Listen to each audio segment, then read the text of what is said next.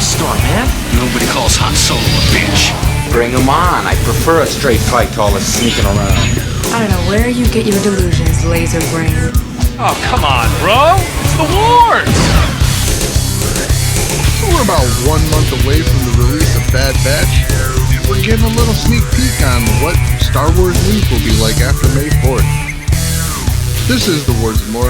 I'm Joe. Of course, with me is my good buddy Doug. Hey, Doug, how you doing this week? Doing pretty good, Joe. How you doing?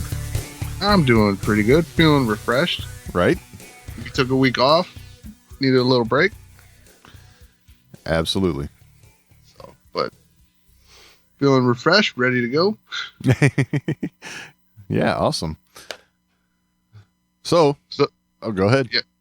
Yeah, this is exciting though. Like we're a month away, right, from the Bad Batch, and we're going to be entering a time where we're pretty much going to have news cycles go from one project to the next, to the next, to the next, at least for the foreseeable future, right? Yeah, I would think so because, things are pretty much lined up on the docket that way, so there's going to be lots to talk about. That's for sure. Yeah. I mean, there's lots coming. Just, we're kind of in a time right now where, everything's kind of hush hush. Yeah. Yeah. There is always that point for Star Wars and Lucasfilm where, no info gets out. Otherwise heads roll. That's right. I mean, this is a little weird though for that because there's so much going on. Right. That we know of. Yeah. There's so many projects in the works, but yet no one's talking about anything. Yeah, exactly. It's a weird time. Over the past year, it's really been a weird time, and I'm sure that has it played into it somehow too. So and we know that it has. As far as filming schedules and things like that. Yeah, I mean, it's not so often that you see, we're going to do all this stuff, and they got this big picture behind them with all these titles on it. Right. But we're not going to talk about it for a year. Yeah. None of it. You're not going to know jack. Exactly. So yeah, it's strange. It's not something as Star Wars fans that we're used to. Before it was like, let's speculate on what they could be doing, but look, they already told us what they're going to be doing, and here's our speculation, and that's it. Right. So, but yeah, I'm ready for the kickoff, and May 4th seems like a good day for that, right? That's always a good day. So what's interesting is we're going to have a premiere on May 4th, which is going to be, what they say, a 70-minute premiere. So as I understand it, it's going to be kind of 3 episodes all in one. And then the next episode is going to come to us on the 7th. So it appears as though we're going to have that Friday release schedule as per normal on Disney Plus. They really like Friday, don't they? Yeah, I know. They're going to have to get that figured out when they got more than one show going at once. Yeah, I totally agree because, I don't know. You can't dedicate one day out of the week to watch all your Star Wars. Got to spread it out over every day. Not only that, but aren't some of the Marvel shows on Friday? And it's possible, yeah. I mean, it's do you really trust your servers? Right. That's a good point right there. Yeah, you want to get those things nailed real hard? Yep, put everything out on the same day.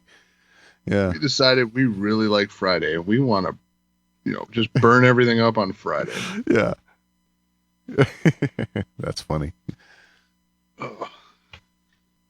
Well, Bad Batch. So we got a trailer, and I think we should at least check out the audio right now. A test is in order. 5 enhanced clones, more capable than an army. Yet they exhibit a concerning level of disobedience and disregard for orders.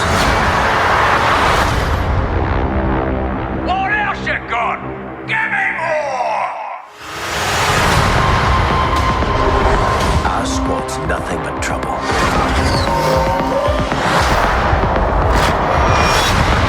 But we get the job done.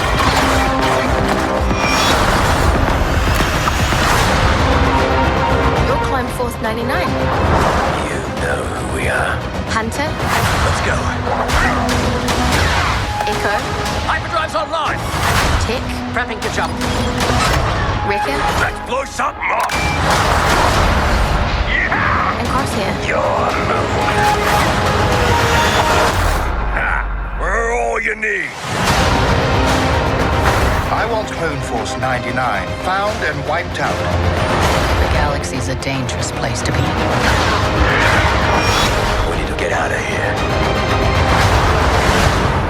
What do you say, kid? You want to come with us? How can I help?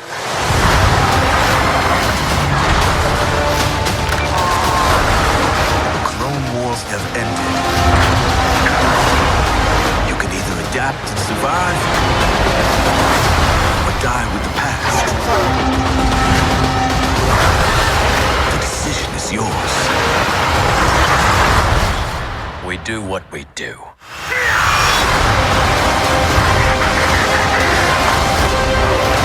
Strap in, kid.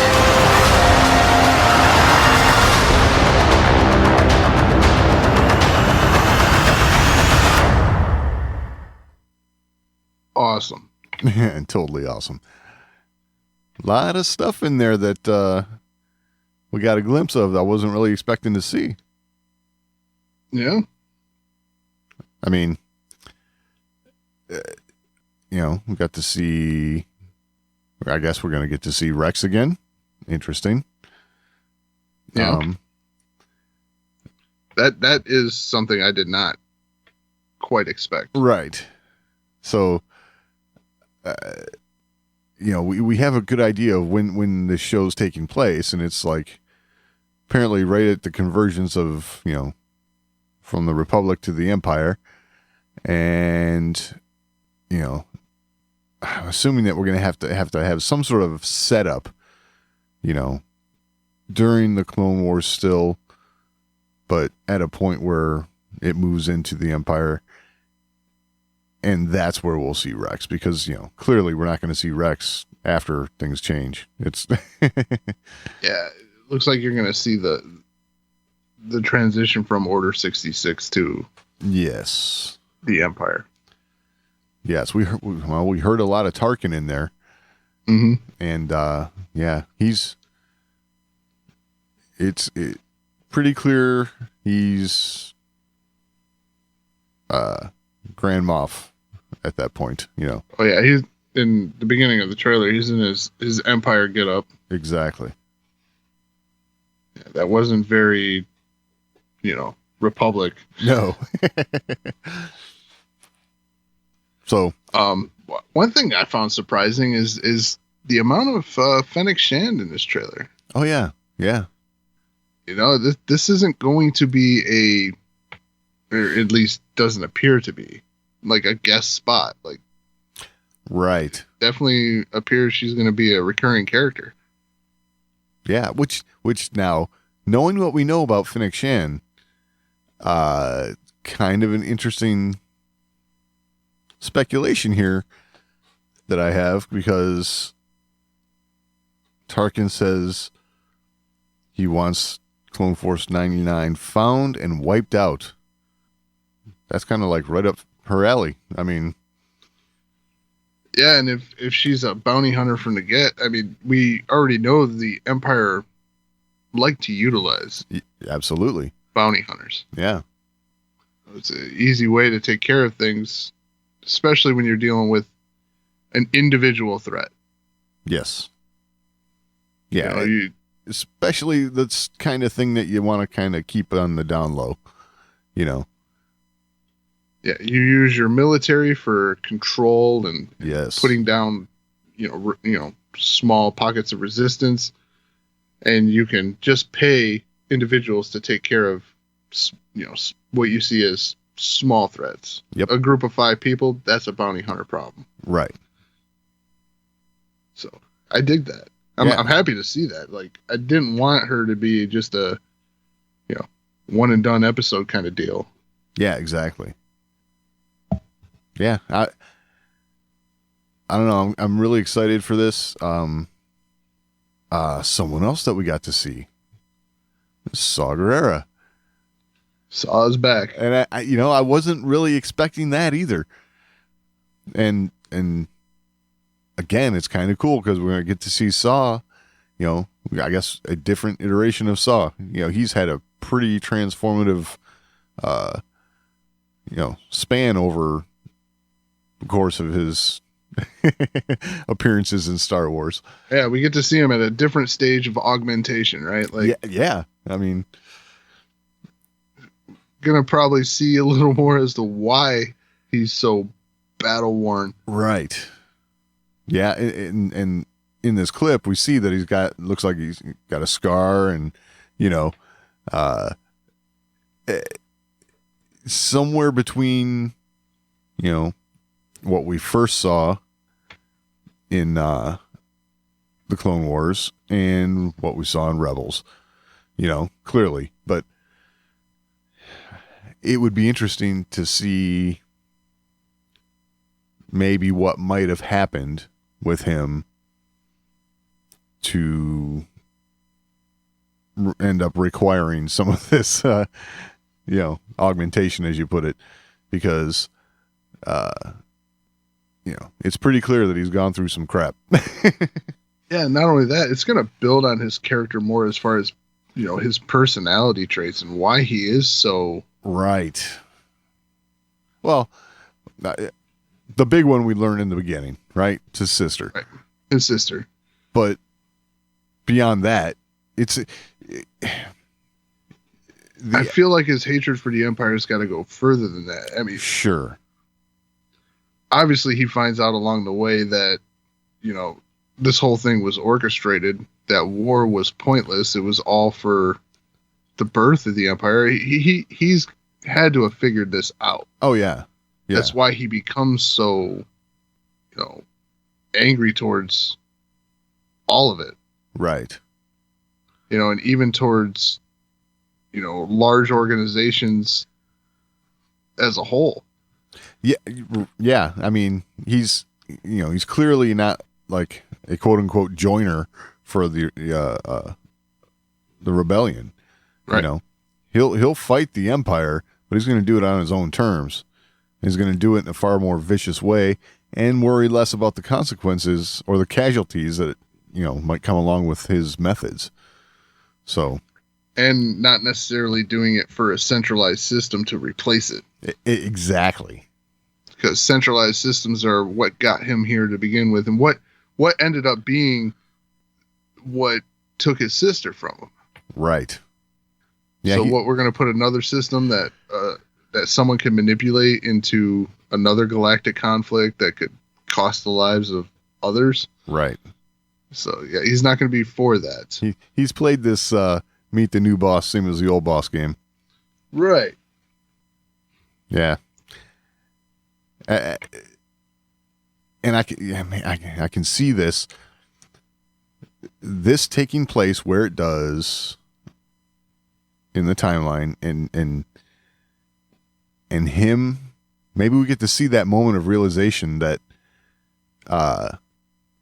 he everything he was fighting for, the script just got flipped, and now it's the Empire. And he's like, and now I got to start all over again and fight these guys. And, by the time we see him in Rogue One, he's just like, man, I'm just done. I'm spent. Right. Can't do it anymore. Well, yeah, because, I mean, really, when you think about it, would he, even with the fall of the Empire, would he be done? Probably not, because he might put up a resistance to the New Republic. Yeah, I mean, I don't think he would have another life. Right. Saul's not the type of guy who's going to go retire and go fishing. That's for sure. Right. Right. So I don't know.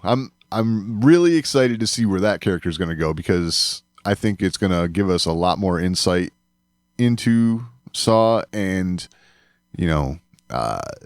we get to, I don't know, a peek into what's driving him, especially through this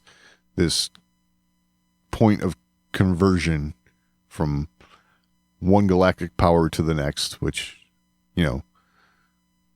maybe he doesn't even get to truly realize from his point of view that it was all the same in the first place anyway. It was all Palpatine. He might not even, I mean, I guess he would know, but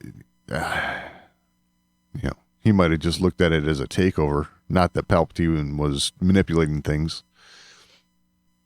Right.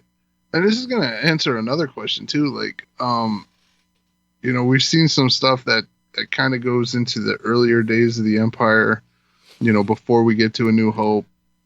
And there was always that question, like, what happened to all these clones, right? Right. And obviously they were, aging faster, and they're going to die off faster and not be suitable soldiers after a relatively short period of time in the grand scheme of things. Yeah. But it seems like they're kind of going to address maybe the clone forces get diminished a little faster than we may have thought. With the Empire getting rid of problems, because you look at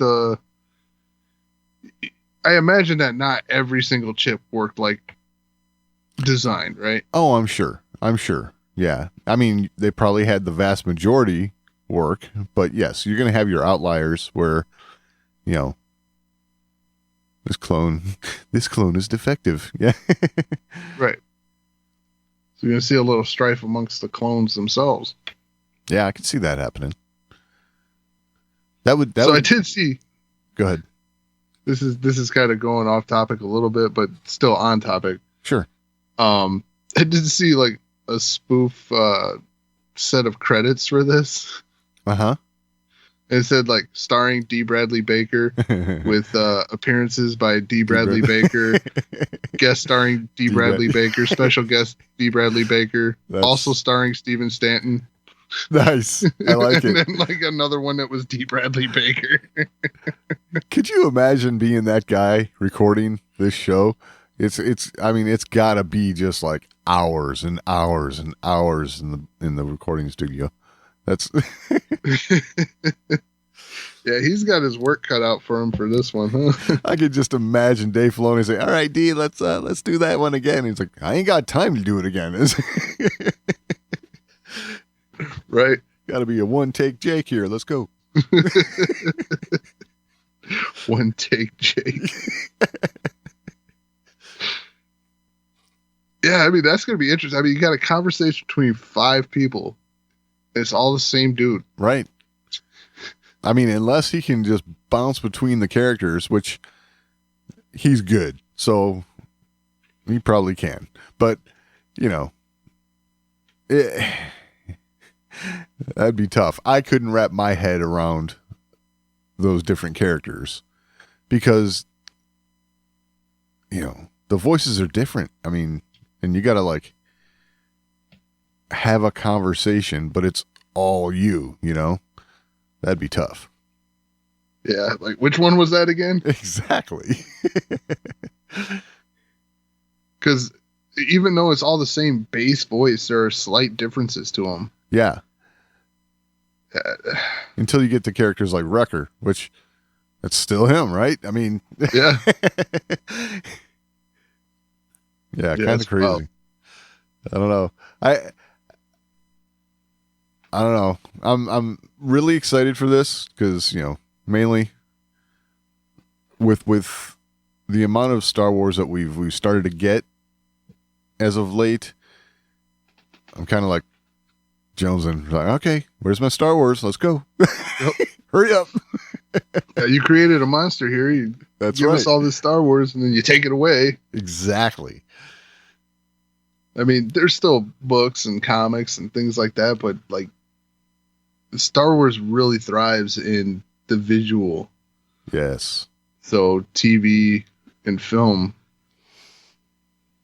Yeah, for sure. Love books and comics and everything, but we need that visual stimulation with it, you know? Absolutely. So, yeah. All right. Sebastian Stan. Yes. This has been ongoing thing, right? Young Luke Skywalker, Sebastian Stan. I mean, the longer they go with this, I mean, it's not going to be young Luke Skywalker anymore. Yeah, right. But it feels like by the time they make a decision, he's going to look like Mark Hamill does now. Yeah. That's funny. But this may be one of the first real times he's been asked about it in an interview. Yeah. Which is just crazy for how long this rumor's been going on. Exactly. This has been this is almost up there with the Ewan McGregor stuff, right? You know, he's being asked. Not, you know, Ewan was asked a lot about playing Obi-Wan. You know, for as much as he was, Sebastian Stan hasn't been until now. He was on GMA, and Robin Roberts had to ask the question for us. And people are wondering about you playing perhaps a young Luke Skywalker. I know he's going from Marvel to Disney and to Star Wars, and even Mark Hamill, Luke Skywalker himself, has tweeted his support. Well, if Mark Hamill calls me personally to tell me that he feels inclined to share this role with me, then I'll believe it. Until then, I won't believe it. You never know. So it's going to take Mark Hamill calling him. Good luck with that. Yeah. Well, I mean, you know, Mark's tweeted, you know, he thinks he'd be great and all that. That's happened. What I found funny, now, you know, call me crazy, but listening to his reply, he says he would want Mark Hamill to call him to say it's okay to share this role with me. This role. He didn't say that role or a role like that, or, you know, I thought, wants to share that character. No, this role. That's interesting. Role. Like this, like what? This thing I'm working on? Or, you know, it's what almost the way the feel of his reply was to me. It's like, interesting. You know? Yeah, because then he says, he doesn't say then it'll happen. Then he'll say, then I'll believe it. Right. Yeah. So maybe he's doing it, doesn't believe he's doing it. Like, right. Well, you know, what does everyone say? Oh, here we go again. Wars? This is Star Wars fandom at its finest, right? Like, uh-huh. Oh, but he said this. Well, you know what? We say it all the time. This is what we do. This is we dissect people's every little word, because I don't know, that's one of those things right there. It just perked my ears up a little bit and made me raise an eyebrow. Like, this role, really? Okay. Sounds like, and even in that clip, like looking at his body language and stuff like that. That is true. Like he's kind of like shuffling around, smirking, yep. Got a little antsy when they brought up the old Luke Skywalker thing. Yeah. Now I just got, for me, if they are going to make a, let's say, post Return of the Jedi, Luke Skywalker limited series, something like that, I'm all in. Just saying. I would love to see such a thing. I just, that would be something that I dreamed about as a kid. Like, to get the adventures of Luke after, Return of the Jedi. That would just be phenomenal. I mean, it makes sense. I mean, Disney has shown that they are willing to jump on something that, garners that kind of excitement. Right. And after that appearance of Luke in The Mandalorian, I mean, that's got to be a conversation now. I have no doubt that was a conversation. That was a Jon Favreau going, "Hey, you thought season 1 was good? Hold my beer." Yeah. Oh, you're done with Luke Skywalker, are you? Right. Yeah. You guys think Baby Yoda was good? Yeah, we can make you some real money. Yeah. Those conversations have to be happening. Absolutely. After that and the buzz that was created around that. Yeah. I mean, you had grown adults, myself included, getting choked up. I mean, eyes welling up. I mean, that's the kind of thing. When something had such a huge effect on your childhood, and then you get to see it culminate in, the same franchise today, it was like, oh my God, I don't even know how to explain it. There's all kinds of YouTube reaction videos you can go watch, and you get what I'm talking about. But not only that, you talked about Jon Favreau being like, "Oh yeah, hold my beer." Not only did he create a buzz around Luke Skywalker, but now Grogu went with him. Yeah. And people are going to be like, "Well, what happens to Grogu?" Absolutely. Well, if you want that story, you're going to have to do the Luke Skywalker story. I'm just saying. Oh yeah. I could see that happening. I mean, and just think about it. Just think about it, Joe. Because everyone's worried that Grogu bites it at Luke's temple, right? Kylo Ren. Mm-hmm. But now we can get the story of why Grogu wasn't there. And how Grogu could come back after the Rise of Skywalker. I mean, this is continuity. I mean, he's going to live for hundreds of years. Yes. This is continuity happening, just it's one step after the other in the timeline, and it all makes sense. This is the sort of thing that, oh my God, fans would eat this up. And you're creating a baseline character to be a jumping off point for future Star Wars stories. Absolutely. Yeah, they could be up to some shenanigans here. I think there's at least been talks. If nothing else, they've talked about it. And it's got to be coming. Yeah, there could be some meat to this. That's why he said this, right? Yeah, this role. Not that role. Yeah.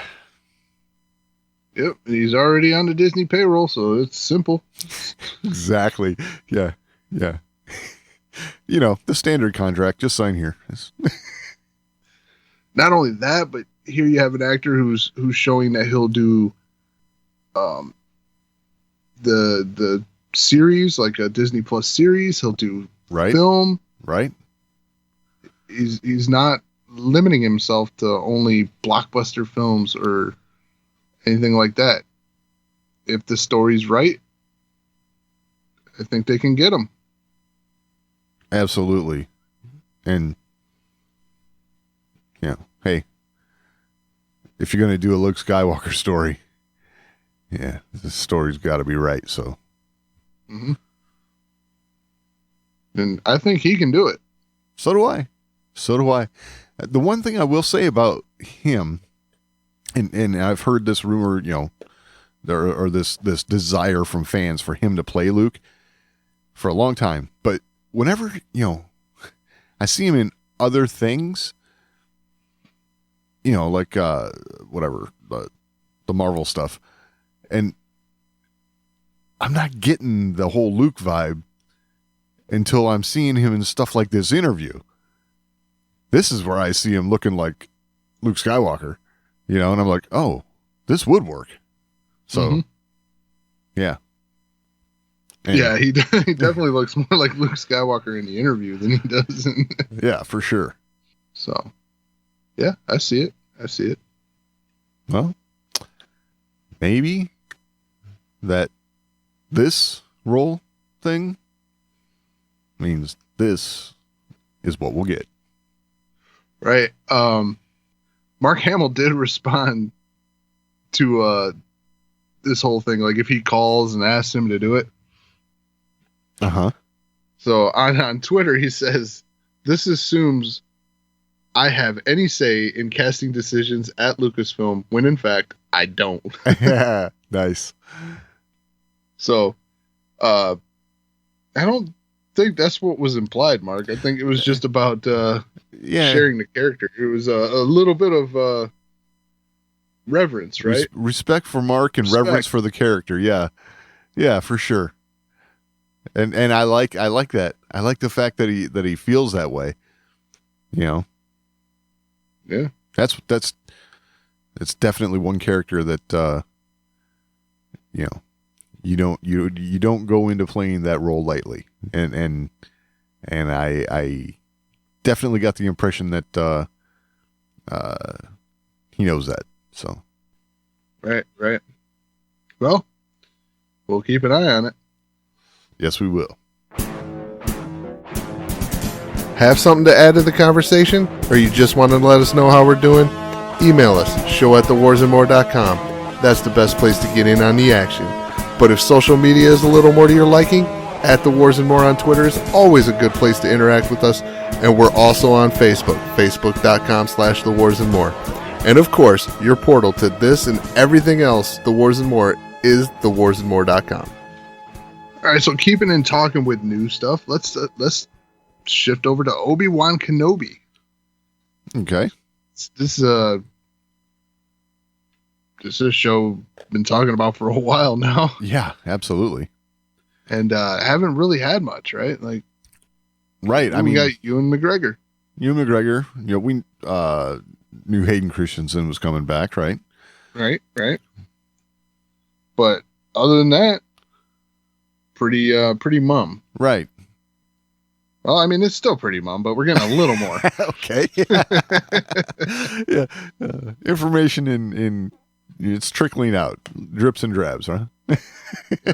Yep. So there was a casting announcement where they revealed some of the actors that will be joining the cast. Okay. And there's a statement, right? So this is Obi-Wan Kenobi, the new Disney Plus special event series starring Ewan McGregor as the iconic Jedi Master, will begin shooting in April. So right around the corner. Nice. The story begins 10 years after the dramatic events of Star Wars Revenge of the Sith, where Kenobi faced his greatest defeat, the downfall and corruption of his best friend and Jedi apprentice Anakin Skywalker turned evil Sith Lord Darth Vader. Okay. So Obi-Wan Kenobi is directed by Deborah Chow, director of 2 critically acclaimed episodes of The Mandalorian. The series also marks the return of Hayden Christensen in the role of Darth Vader. Wow. So I found that interesting. That is very interesting. They're not billing it as Anakin Skywalker, they're saying Darth Vader. Yeah. So I was kind of like, you're bringing Hayden Christensen in to just be in the suit? I got a feeling it's going to be a bit more than that. Yes. I got a feeling that we might actually see Hayden kind of, done up in some makeup and maybe he's in his meditation chamber and, who knows, maybe there's some reaching out with the Force going on, maybe he's contemplating how he got to where he is. Maybe he's searching for Obi-Wan. Because if we recall from when Kathleen Kennedy announced, not the first time, right, but did the rundown with all the shows coming up and talking about Obi-Wan. What'd she say? This is going to be the rematch of the century or something like that? Right. So apparently there's going to be a battle of some sort between Obi-Wan and Vader. And this won't be exactly the rematch, but it'll be the first match, right? Well, no. You have Mustafar, then this, then the Death Star. Yeah, because, I mean, he was already Vader on Mustafar. Right. So I guess it would be a rematch from there. Yeah, I am curious that this casting announcement did not include James Earl Jones. Oh, but he's going to do it. I mean, that's. I think he will, for as long as he can possibly do it, he will do the voice of Darth Vader. That's a given, I think. Yeah. Yeah. So 10 years. Yeah, that's interesting. That's a nice little nugget to get there. Because we were all kind of speculating on at what point is this going to be, because we had a nice long span between episode 3 and 4. But yeah, 10 years, right about halfway point, huh? Yeah. Yeah, that's what I was thinking. It's like right about halfway. I'm interested to see how Ewan's going to look in this role. What are they going to do here? Because obviously you're going to have to, if it's been 10 years, you're going to have to start hinting at that Alec Guinness look, right? Yeah, absolutely. There's going to have to be hints, sort of like how he was portrayed in the Clone Wars. Yeah. I think we might see kind of like a thinning of the hair, starting to turn gray, not all the way there yet. I think we might see some of that. And, again, just like we talked about with, Saw's character, the character of Obi-Wan, we're going to get to see another step along the way in his journey, Mm-hmm. And that's going to be but it's going to be awesome. It's going to be really cool. Yeah, that's the way I thought about it. I was like, I saw that 10 years number and I'm like, wow, Ewan's going to look very different. Oh, yeah. That's for sure. I mean, obviously not so different because you look at it and you picture that and you see it. But it was just like, wow, they're going to have to put some work in. Yeah, for sure. Because he still looks, closer to his character that he played. Absolutely. I mean, yeah, I would say he's closer to Alec Guinness's age right now than he was to the prequel Obi-Wan. Right. But, he's really not showing the signs of that. No. I mean, very lucky guy, right? Well, I think he takes care of himself. He's he's in good shape and all that. But yeah, and yes, good genes, whatever. But so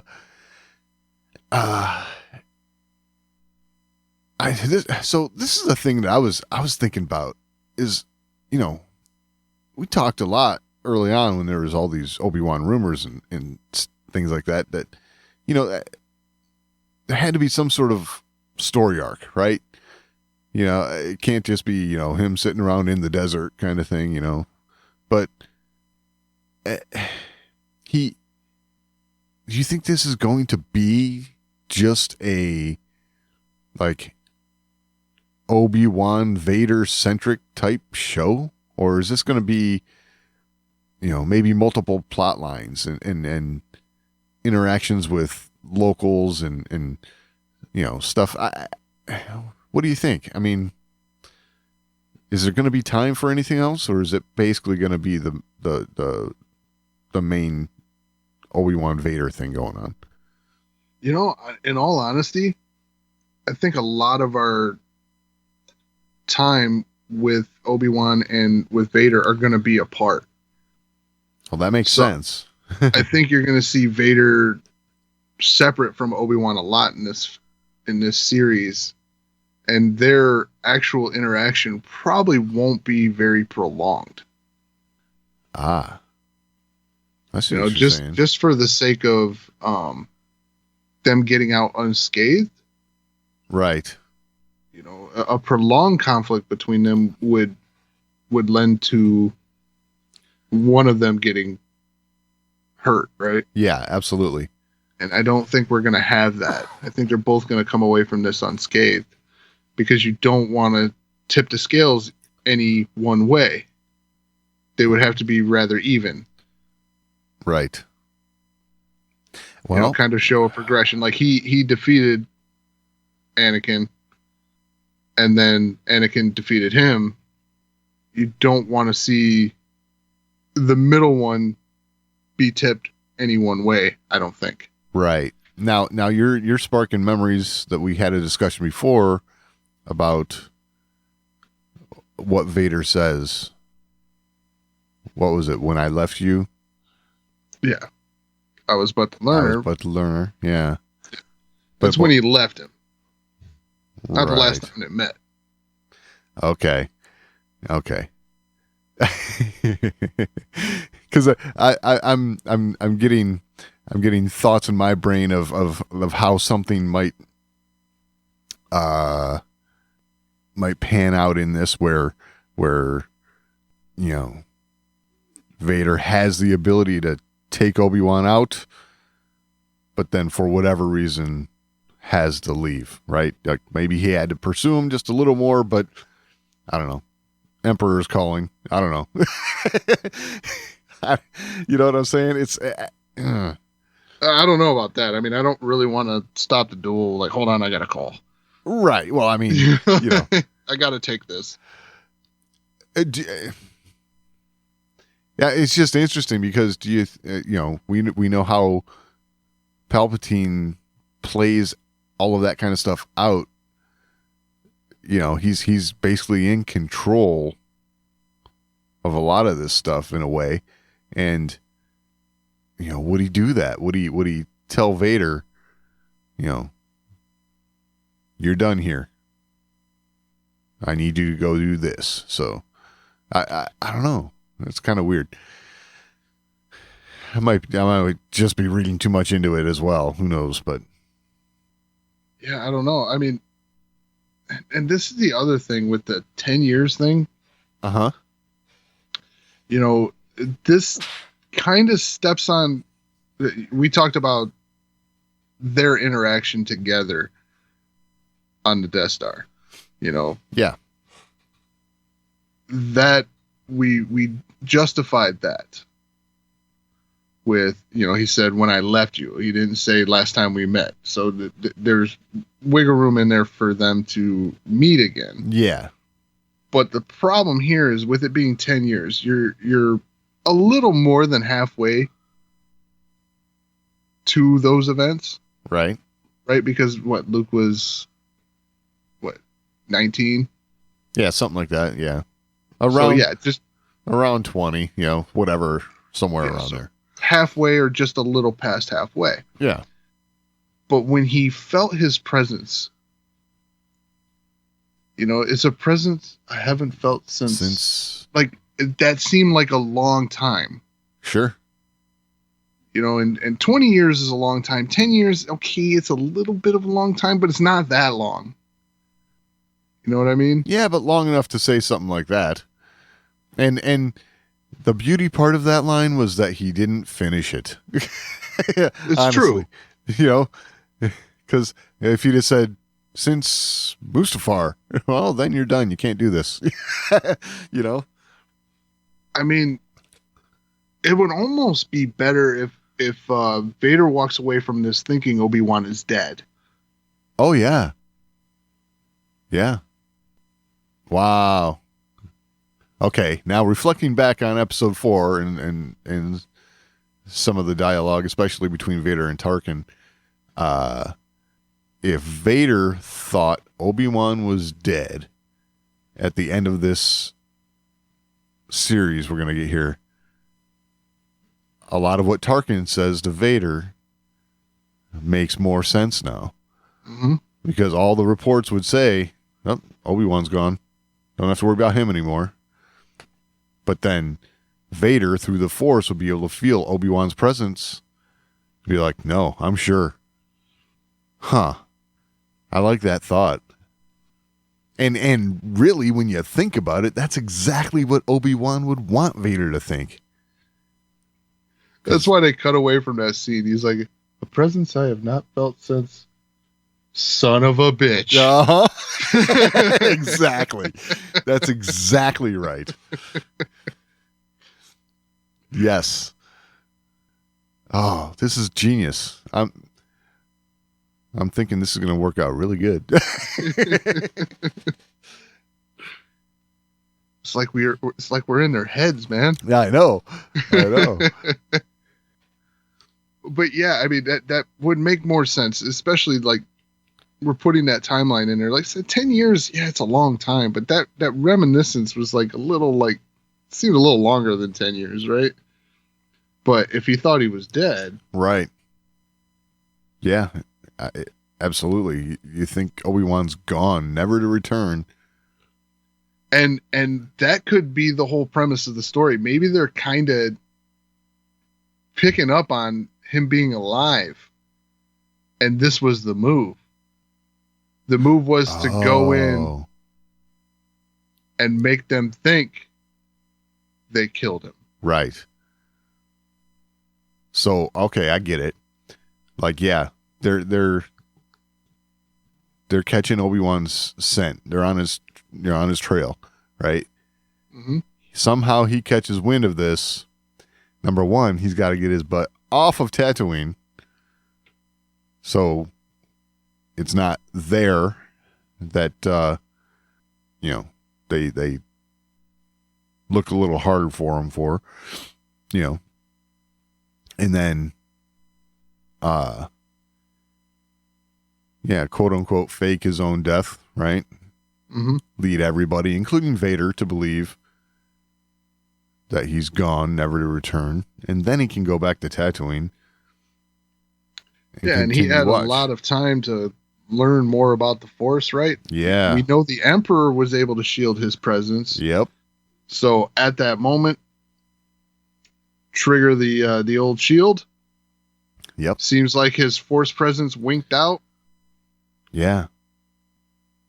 That's funny. And we talk about the physical transformation, right? From Ewan to Alec Guinness, and how Alec Guinness might have looked, older and a little worse for wear than what we figured Ewan would look like at that age. But, that could be attributed to something like, having to keep up that safeguard, all the time.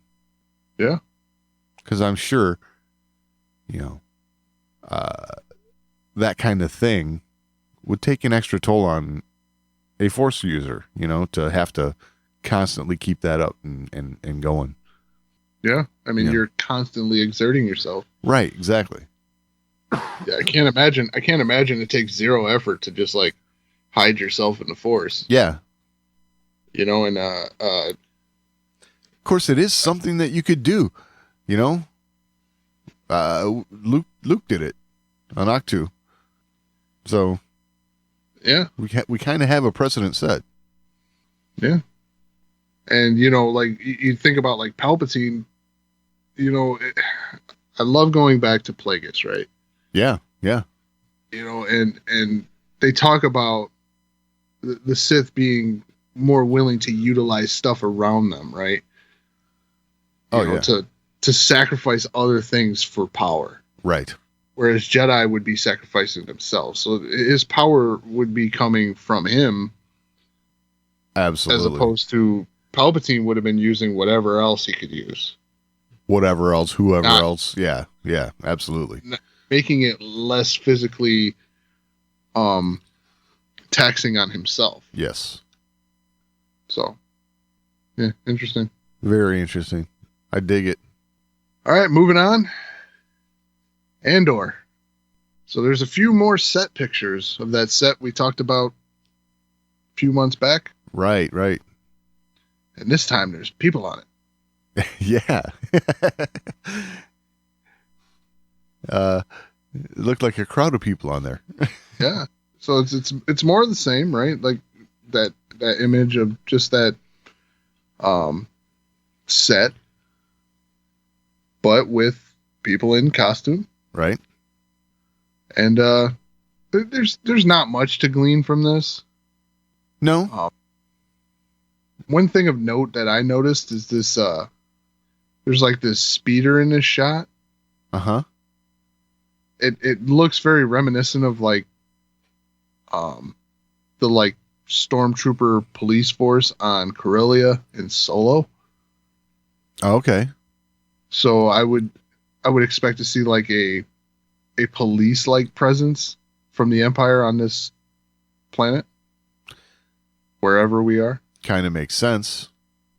You know, that is the portion of the timeline we're in, you know, where, you know, every world is kind of like under occupation. Mm-hmm. That red brick look for the ground. Yeah. That is the set. That's not that's not like a baseline for something else. We were talking about before, like, is that just the base for it's gonna look like Tatooine or it's gonna look like this or oh right, yeah. No, that is the surface we're looking at, so that's different. Yep. Yeah, I got a feeling this is going to be a world we haven't seen yet. You know, kind of getting that look. So, be interesting. You know, because you know, is this a world that we've heard about in the EU, or is this going to be something brand new? Either way, kind of cool. You know, it'd be exciting to see. With as much, you know, this set is all that we know of from Andor so far. So, you know, kind of curious to see if it's all going to take place here, kind of, or if it's going to, you know, be Cassian traveling around, you know. Well, this set is, I mean, it's more intricate than I really realized. Uh-huh. I mean, a lot of these buildings look like they're going to have interiors. Yeah, I was getting that same impression looking at these pictures. You know, you're gonna definitely be able to, yeah, looks like you'll be able to go from outside to inside and vice versa. You know, and you know, movie magic. You know, you could do this whole bit on one end of that street and. You know, the other end of that street could be like, you know, somewhere completely different on that planet. So, you know, could happen that way. But, heck, with movie magic, it could be 4 different places on the planet, you know? Like, sure, absolutely. I don't know. I think, I don't know. Pretty cool, though. Yeah, because otherwise, this is a really, really big set for one street. Exactly. You're right. This has got to have a pretty chunky part of what we're going to be looking at, because it's a lot of expense to go through. Yeah. Yeah, we're probably going to, I would guess. Well, so this show's going to be multiple seasons, correct? Yes. So they're probably going to return to this, I would imagine. Interesting. I'm having a hard time sometimes keeping track of what's a limited series and what's going to have multiple seasons. And, you know, we're getting to that point where it's all like getting foggy in my head. But yeah, okay. So that would make sense why you would build a bigger set like this. Yeah, absolutely. It's really, really massive. But yeah, you're obviously coming back. I don't think you build a set like this for, you know, 6 episodes. Right. The only real confirmation I think we have that this is multiple seasons is the Alan Tudyk comments. Yeah, that's what I was thinking of when I said that. Because he said he was not going to be involved in season 1, but will show up later in the series. So it's like, right. Okay, so that means 2 seasons at least. Yeah. He's confirming involvement. That's not something people just do. True. And yeah, with the popularity of his character, I think, they have to bring K2SO in. So, and he's, like you said, he's basically come out and said, not going to be in season 1. So, we're going to have more than one season, and we'll have to have a lot of this, like you were talking about the way this looks, like Imperial occupation thing going on. Mm-hmm. Much like what we saw on Jeddah, and like you said, on Corellia, and a lot of these other planets where people just weren't free to go about their business. Right. Interesting. One thing of note, we mentioned Alan Tudyk's not going to be involved in season 1, but we were just talking about Obi-Wan Kenobi, and we have previously talked about that Obi-Wan Kenobi is probably going to show up in season 1 of Andor. Oh, right. And that Andor was kind of going to be the jumping off point for Obi-Wan Kenobi. Could happen. Makes sense. It puts it right about in that timeline, right? Yeah. Did they say where? Is it about the same spot? This is before the events of Rogue One. Right. They didn't say how far back, but that would mean it have to be about 8 or 9 years. Yeah. Put it right in that overlap. Right. So Rogue One is immediately before episode 4. Right. So that's what I'm saying. They have to be 8 or 9 years because we said Luke's about 19. Right. So we're saying 10 years. So yeah, about 9 years.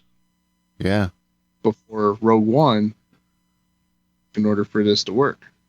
And if you look at the character of K2SO, it's, I know he's got programming and all that, but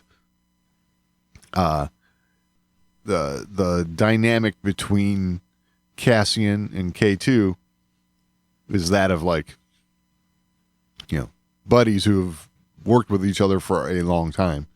Yeah, for a minute at least. So this could take place back around that era. Yeah, this would be interesting if these shows did spill into each other. Right. One, it would be an introduction to the fact that Obi-Wan wasn't staying 100% secluded.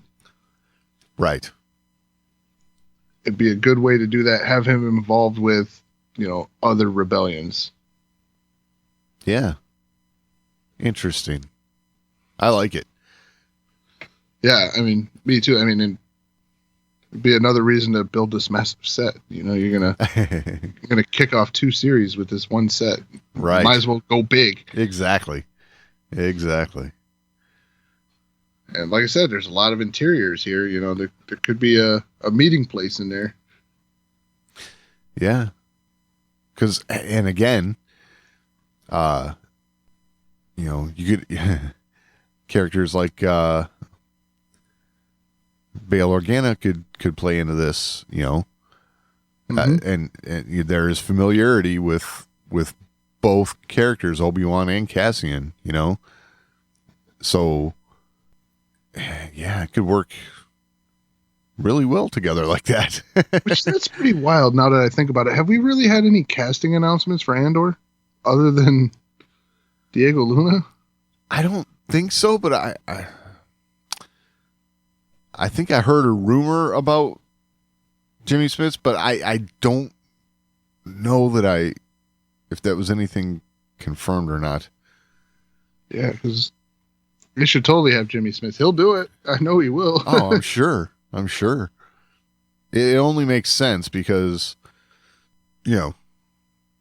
character was very integral in the rebellion, and I'm sure, you know, he could be supplying Cassian with supplies or information, or, you know, here's the place that we got to hit, you know, blow them up or something. Yeah. Yeah, might even see some Saw Gerrera in there. Oh, now that'd be interesting. He's showing up everywhere else. You know what? Wouldn't surprise me. It wouldn't surprise me not one bit. Huh. Now that would put a new dynamic on Rogue One if Cassian and Saw have met before. Well, I think they would have to have met before. He knew a lot about him. It's true. But I mean, and he said that with conviction, like he's nuts, right? Right. I'm pretty sure that you know, everyone in the rebellion has known about Saw, so you know, it's like, yeah, yeah. It's interesting. It's interesting. Well, all right. If you have anything to add to the conversation, you can always email us, show@thewarsandmore.com. It's the best way to get a hold of us. But we're also on social media. We're at The Wars and More on Twitter, facebook.com/thewarsandmore. You can find all that and all the ways to find the show over at thewarsandmore.com. Any final thoughts this week, Doug? No, I think that about covers it. All right. We will talk next week.